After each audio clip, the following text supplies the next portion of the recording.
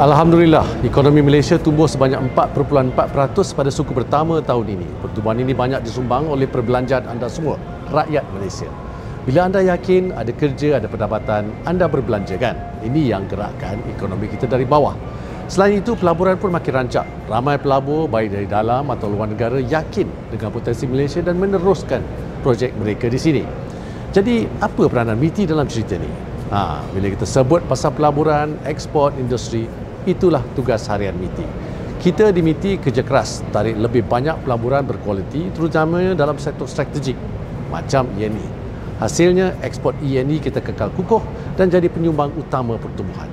Bila pelaburan masuk, kilang buka, ekspor meningkat. Ini bermakna lebih banyak peluang pekerjaan untuk rakyat, lebih banyak peluang perniagaan untuk syarikat tempatan, terutamanya PKS kita. Memang ada cabaran di peringkat global macam isu tarif timbal balas Amerika Syarikat, tapi kita di MITI sentiasa pantau dan ambil langkah perlu untuk pastikan perniagaan kita terus berdaya saing di peringkat antarabangsa. Strategi kita mudah. Pertama, selain berunding dengan Amerika Syarikat, kita cari dan kembangkan pasaran baru untuk jual barang-barang buatan Malaysia. Jangan bergantung pada pasaran lama sahaja. Kedua, kita kuatkan ekonomi dalam negara. Inilah reformasi ekonomi madani.